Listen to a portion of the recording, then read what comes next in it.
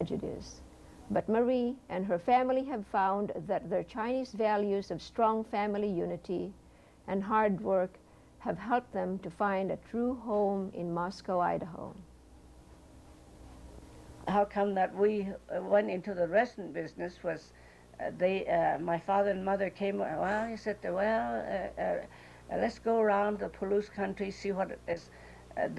My father and mother came, well, he said, well, let's go around the Palouse country, see what it's like, you know. So they came over here.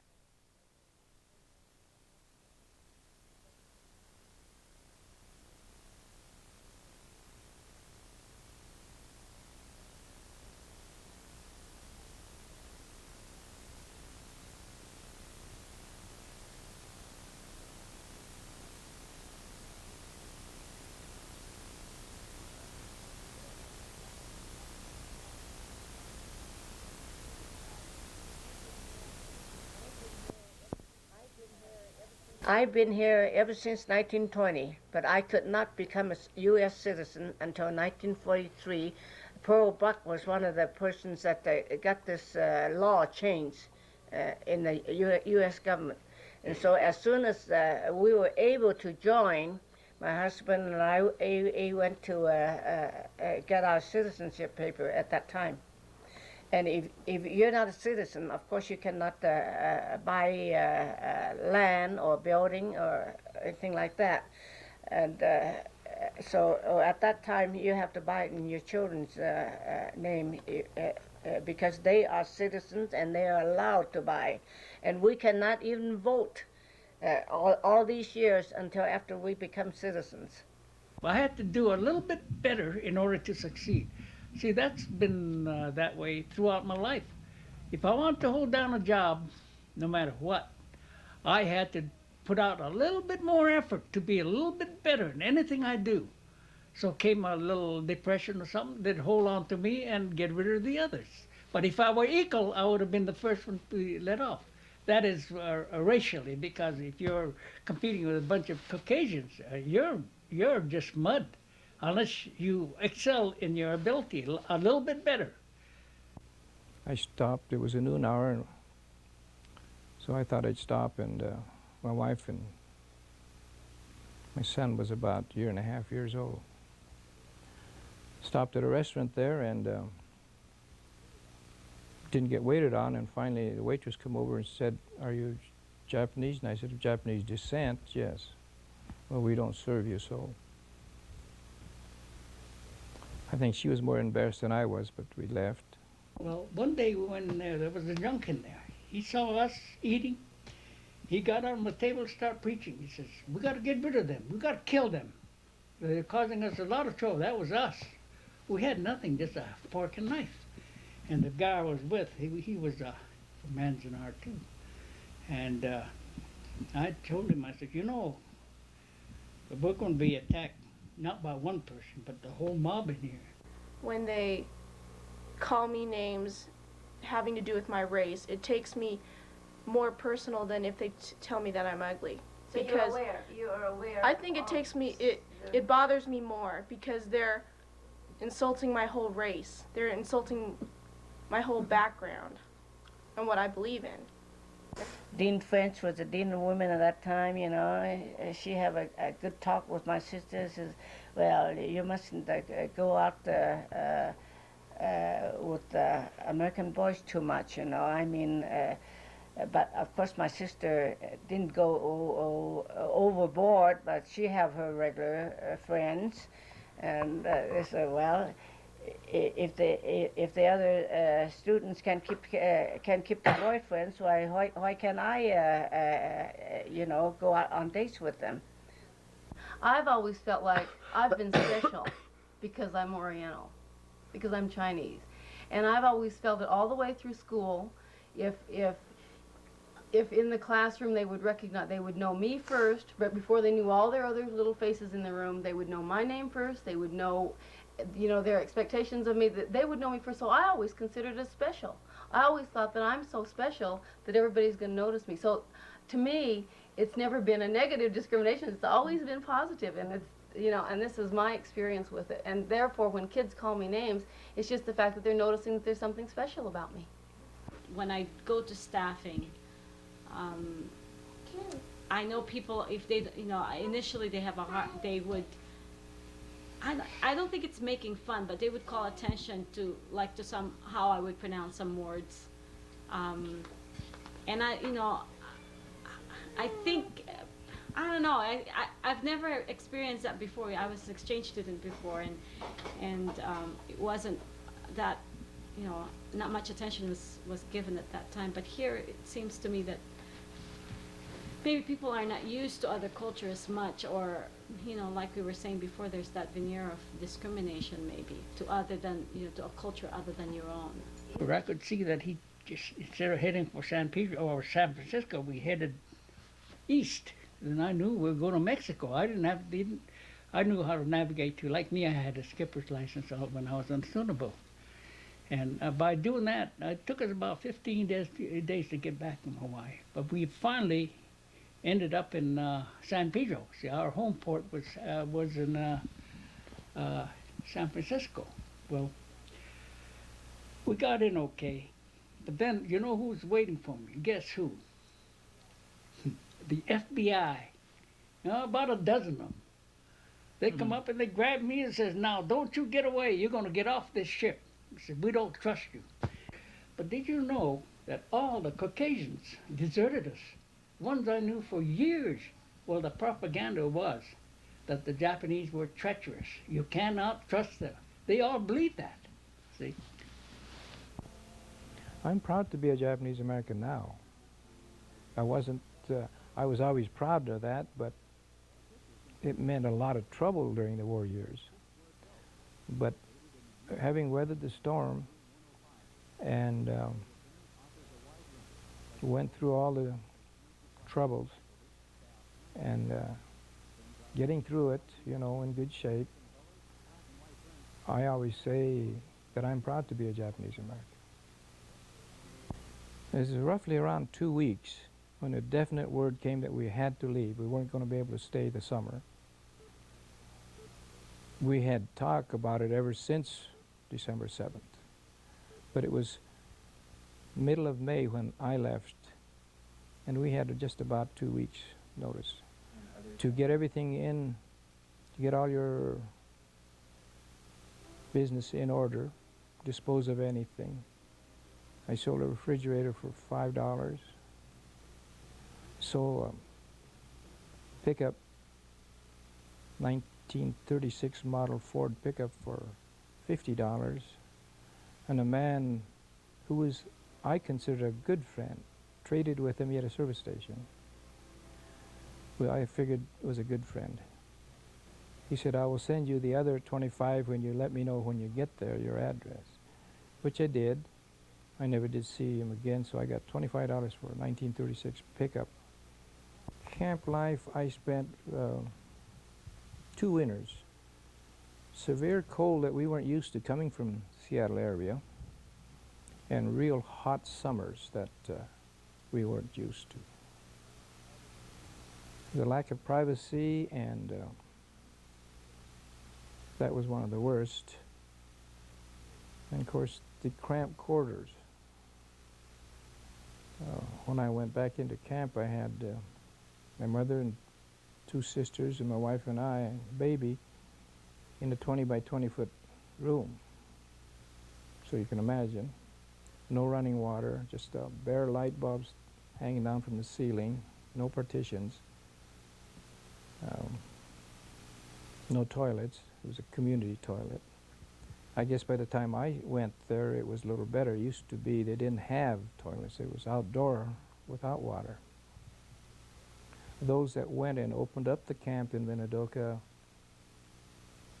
had the worst of it. It was dusty when they got there in August, July and August. Dust and ankle deep. Then in September, October, the rain, snow came, and it just got mud. You'd leave your shoes in the mud, you know. I mean, it'd slip off if you... But it was a hellhole. How did you feel about it? Well, I felt that I didn't think it was right, really, because they were supposed to be citizens, and to be put into a place like that, you know, I guess I more or less thought that they were entitled to more than that if they had to be put under some kind of security, but so I didn't think it was at all fair. I gotten over the disappointment I had and went through the hardships I went through on account of evacuation. But there are people that need to know, and people that would understand if they got the story. But if they just read propaganda and listen to it and never been told, they would carry that on. They'd be teaching that to their children. It'll continuously grow. This experience that we went through should never happen to any group of people. I think this monument is long overdue. The Japanese American Citizens League supported it with money. We support it as an educational tool. We support it as a reminder to all Americans of America's rather sordid past. You, a youngster, don't realize that. Any of you don't realize what happened to us. I know that a lot of people at my school do like me, but they always know that I'm there for them when they need me. Oh, that's nice. Do they know that you're half Japanese? Mm-mm. No? Mm-mm. I didn't tell them. No. Do any of the kids that you play with give you trouble because you're half Japanese? No, but there's one kid who did when I was at my little girl's school. But that wasn't because you were Japanese. That's just because you were being a kid. I was only 3 years old. If there's any discrimination right now, it's probably more in a positive light than a negative. I think those that are still continuing to discriminate are probably a little bit ignorant of the facts. You know, when I say a positive discrimination, I think because of my father and people like him and our grandfathers, they earned the right. They earned that respect, I think, from this community and the country in general. And so, if anything, it's more a matter of pride now to be Japanese, because so much more is expected of you. But it's a wonderful challenge that I think that we're, as a race, I think we're up to. How are your children doing? Are they being discriminated against? No, I feel that they're looked up to. They adapt and they accept all of the different races very, very well. In fact, you know, one of the things that I'm happy to say is that when someone else, for example, a black, is discriminated, my children can't understand that, and they usually side with that poor, unfortunate child. As long as the country realizes that we need immigrants to help us in our industries, our labor supply, I don't think it will happen. But when that happens, though, then we probably have some people in Washington who don't realize the significance of keeping our industries moving or keeping our society far developed or far more developed than other countries like Japan or Europe. They look beyond what color you are, what race you are. They look for the person. They definitely do. So, I mean, sure, you'd have some people, you know, look at the outside. I think as Troy just as any other person, because we've been friends for 2.5 years now, and no difference, really.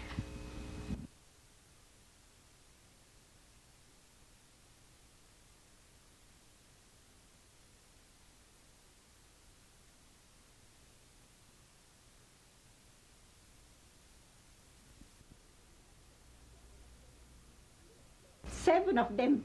Is that so? When you say they, can you clarify that? Who would not allow intermarriage? The law in California. In California. In California. Maybe in United States. I didn't know this part. Yeah, but in California they didn't. It was not allowed for intermarriage intermarriages, so he cannot marry them. So Reverend Kalau and you would take them to Reno? Yes. And we did that. Well, how did you feel about the intermarriage? What do you think of intermarriage? Well, so far, like I had been talking to him, that in my observation here, all those, there are many that we know who are as good as when they are Filipinos or they're Americans, it's themselves. See, there are many that I know that we deal with, that they have the best husbands. They have they're the best husbands in the American side. The races have been able to mix and be a cohesive group. You know, I always thought that when I was younger, I had a friend who was Caucasian, and it was a very dear friend because he just lived down the street a ways, and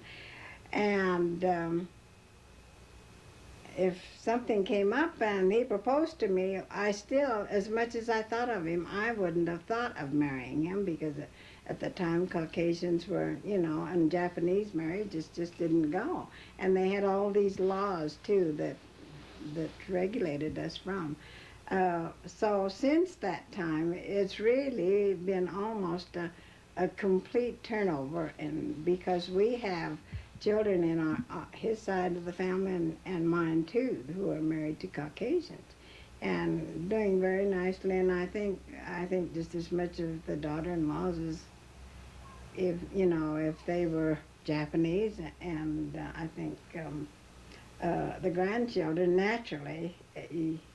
They're just your grandkids. They're just extra special. And like you say, we've got blonde, not well, darn near blonde, but blue eyes and curly hair. You know, I said I've often wondered how mother would think if she saw a curly-haired granddaughter or grandchild, because in Japanese always have straight black hair.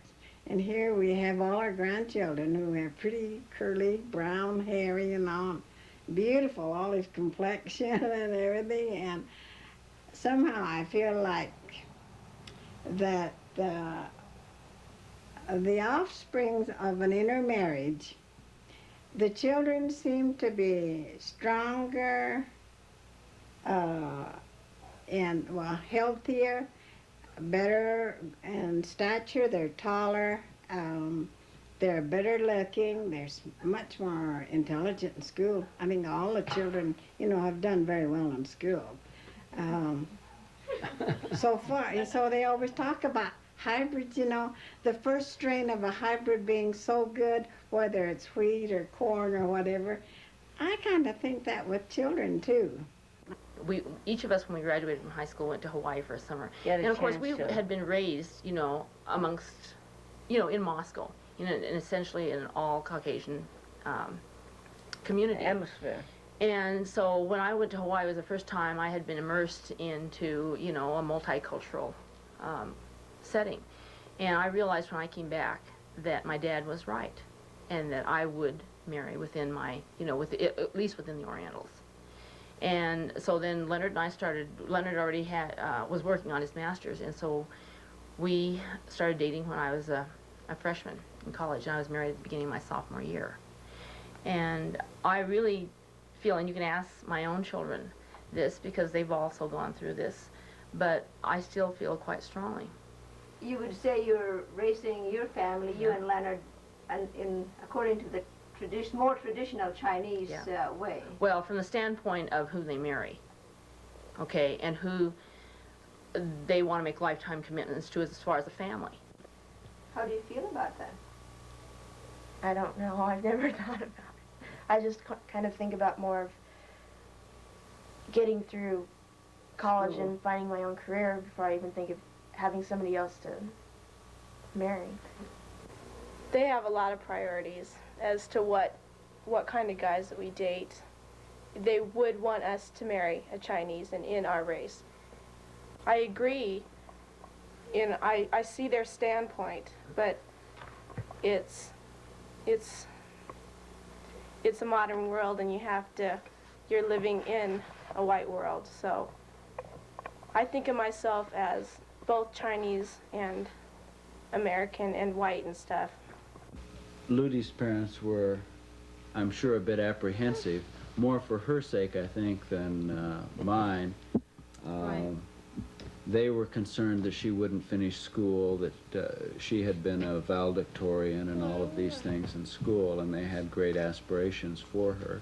She had great aspirations, and they thought when she married somebody from Caldwell. Yeah, somebody from Caldwell, Idaho. Where's she going to go, right? So I think it's worked out all right. Do you agree with that? I think it's also, you know, parents never tell you really what, you know, how they feel. I mean, it's part of the culture. They infer, right? I mean, it's all infer.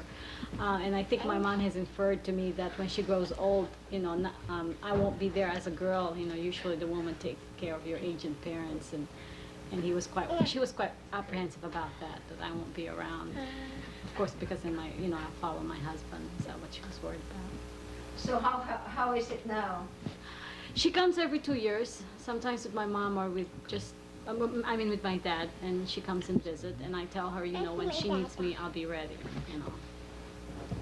And she likes being around my kids too, so that has worked out really well. My mother would have been worried if I married somebody else. Just, you know, be sure you know what you're doing, be sure it works. No specific. They were afraid of divorce because they had the idea that everybody in America gets divorced. At the time we were going to get married, another one from Los Baños, my hometown, was in the process of getting divorced with his American wife, who happens to be a good family friend. So that was something that my mother asked, well, are you aware of this? Are you aware of that? I, of course, said yes. But like any idealist, it never happened to me.